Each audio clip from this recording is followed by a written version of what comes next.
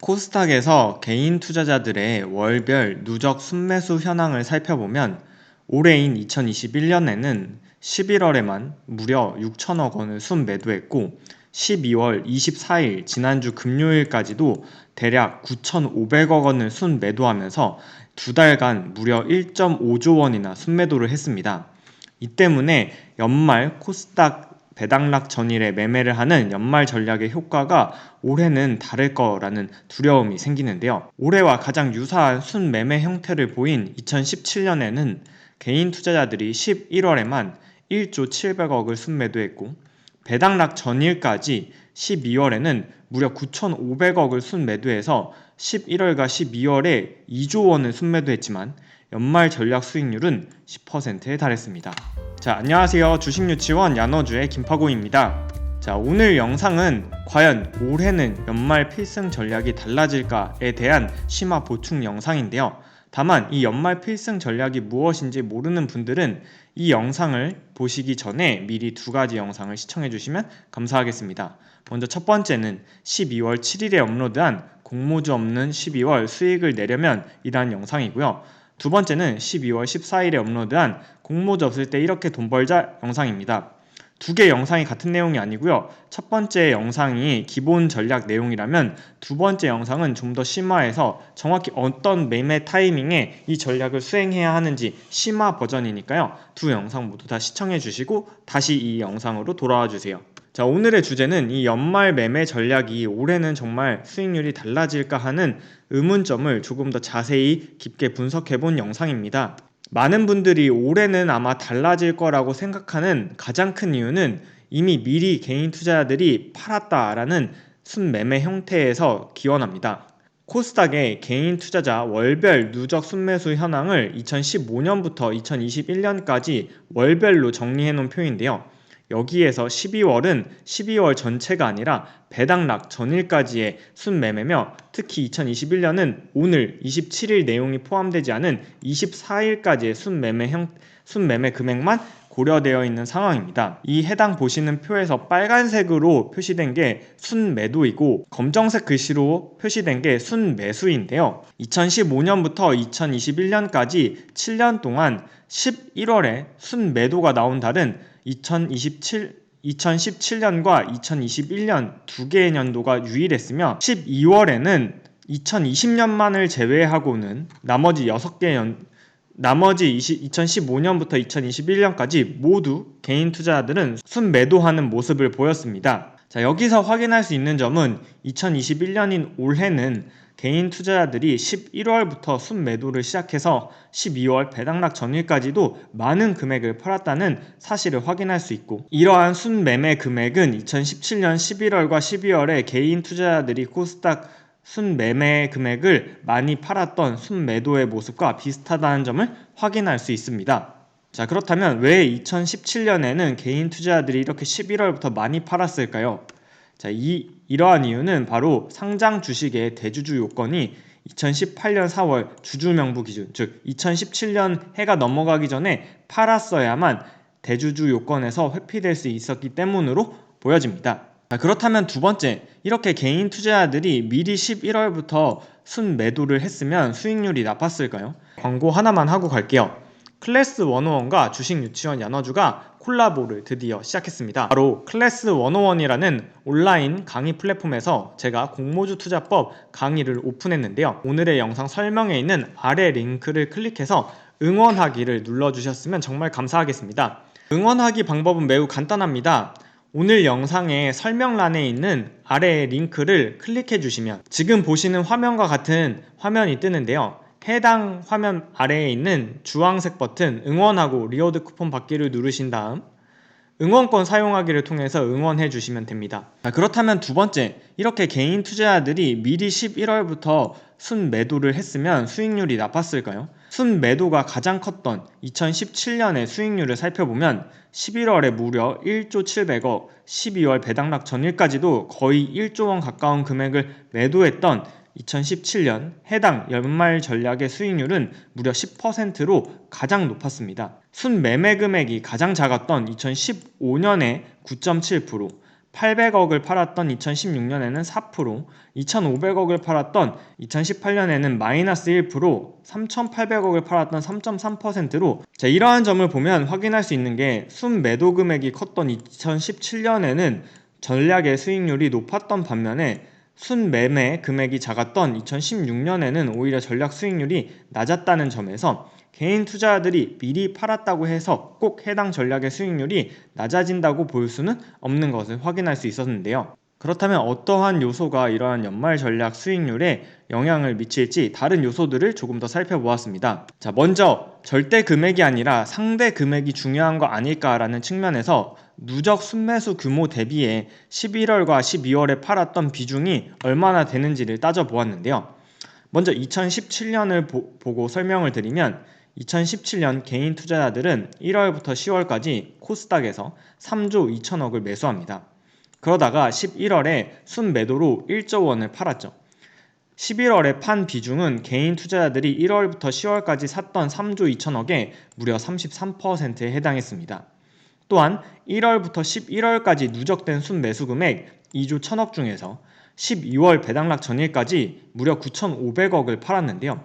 이 9,500억은 11월까지 누적된 2조 1천억 대비해서 무려 45%에 해당하는 상대적인 비중을 차지했죠. 간단히 말하면 개인 투자자들이 2017년에 샀던 주식의 33% 그리고 다시 45%나 되는 많은 금액을 2017년 배당락 전일에 팔았음에도 불구하고 해당 전략의 수익률이 10%로 높았다는 점입니다. 따라서 2021년에 11월 누적 순매도 6천억 그리고 12월 9,400억으로 매우 커 보이지만 2021년에는 개인 투자자들이 1월부터 10월까지 무려 12조 6천억을 순매수했기 때문에 11월에 6천억을 판 것은 단 5%에 해당하며 11월까지 누적 순매수 기준으로도 12조 원이라 12월 배당락 전일까지 판 9,500억은 역시 8%에 해당하기 때문에 이러한 상대적인 비중을 비교해 보았을 때는 오히려 2017년보다는 훨씬 더 양호한 상태라는 것을 확인할 수 있습니다. 그렇다면 연초 대비 연말에 코스닥 상승률이 해당 전략 수익률에 중요한 영향을 끼쳤을지 따져보도록 하겠습니다. 보시는 표는 2015년부터 2021년까지 연초 코스닥 지수 대비해서 배당락 전일의 코스닥 지수를 살펴봐서 코스닥의 상승률을 표로 나타낸 것인데요.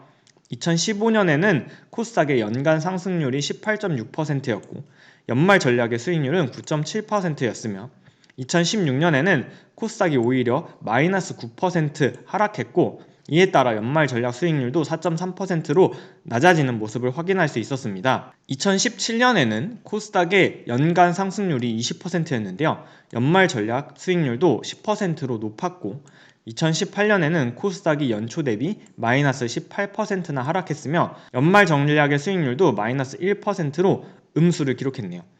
2019년 코스닥의 상승률은 마이너스 5%로 낮았지만 연말 전략의 수익률은 3.3%였으며 2020년 코스닥의 연간 상승률은 37.8%로 역대급 상승률을 보였고 연말 전략 수익률은 6%였습니다. 즉 2015년부터 2020년까지 6년간의 수익률을 살펴보면 코스닥이 상승하거나 하락폭에 따라서 연말 전략의 수익률도 양의 상관관계를 보인다는 걸 확인할 수 있는데요. 그렇다면 2021년에는 코스닥이 연초 대비 3%밖에 상승하지 않았기 때문에 연말 전략 수익률이 좋지 않을 수도 있겠다라고 과거 지표를 보면 판단할 수 있습니다. 다만 저는 여기서 중요한 점을 2020년과의 연계성으로 보고 있는데요. 2020년과 2021년에 대주주 과세 지정 요건이 달라진 것이 없는데 2020년에 무려 37.8% 상승하는데 이때 11월까지의 순매매와 12월 배당락 전일까지 순매매를 살펴보면 개인 투자자들은 한 번도 팔지 않고 순매매 규모가 2020년 11월에는 6천억을 순매수, 2020년 12월에는 8천억을 순매수하면서 7년 동안 한 번도 보이지 않은 12월의 모습을 보여주었습니다. 따라서 이러한 점을 감안했을 때 개인 투자자들이 2021년에도 주가가 좋을 거라고 보고 매수를 이어나갔다면 2020년부터 주가가 상승했던 부분이 2021년에 연말 전략 수익률에 영향을 줄 수 있지 않을까라고 생각하고 있습니다. 자, 우리나라 시장에는 1월 효과라고 불리는 유명한 계절성 효과가 존재합니다. 이 1월 효과라는 건 코스닥의 상승률이 코스피 대비해서 1월에 늘 계절적으로 좋아왔다는 이름에서 1월 효과라고 불리는데요. 2021년 12월 24일 신한금융투자의 이정빈 연구원도 1월 계절성 효과를 퀀트로 분석하면서 배당락을 기준으로 코스닥은 누적 수익률이 항상 좋았다 하면서 보시는 표에서 빨간색 100을 기준으로 2010년부터 2020년까지 10년 동안 이 빨간색 선을 하회한 것은 두 차례밖에 없었으며 대부분이 위에 상승한 것을 확인할 수 있습니다. 이러한 레포트는 유튜브 이트렌드의 염승환 이사님의 1일 시황에도 언급이 됐는데요. 해당 영상에서 염승환 이사님이 코스닥 지수의 일봉 차트를 보여주면서 계절적으로 배당락일부터 코스닥이 상승하는 모습을 보여주었던 것을 확인할 수 있습니다. 통계적으로는 코스닥 지수가 배당락일 이후에 1월까지 코스피 대비해서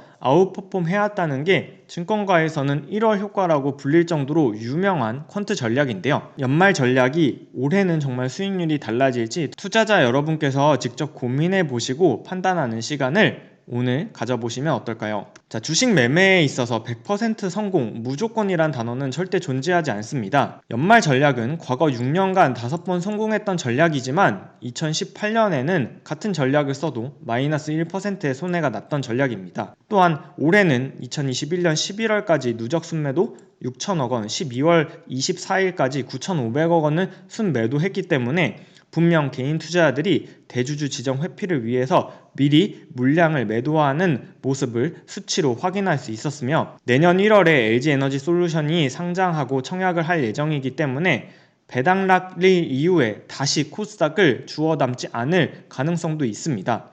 따라서 과거에 성공했다는 사실이 올해의 성공을 절대 보장하지 않습니다. 제가 지난번 올린 연말 전략 영상에 댓글로 몇몇 구독자분들이 코스닥 150 레버리지가 요 며칠간 상승하는데 올해는 과연 이 전략이 어떨 것 같냐요? 라고 문의를 주셨는데요.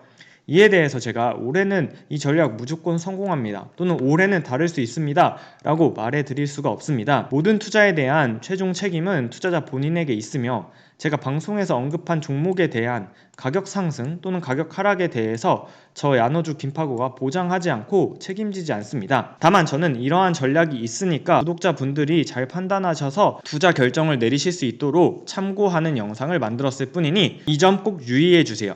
자, 오늘은 연말 전략이 정말 올해는 다를까를 기준으로 제가 여러가지 측면에서 올해 과연 정말 다를지를 분석해본 영상이었는데요. 오늘 영상이 도움이 되셨다면 야너주 채널 구독 및 영상 좋아요 그리고 알림 설정까지 부탁드릴게요. 자, 그럼 오늘도 시청해주셔서 감사드리고요. 저는 다음 영상에서 다시 인사드릴게요. 그럼 다음 영상에서 만나요. 안녕.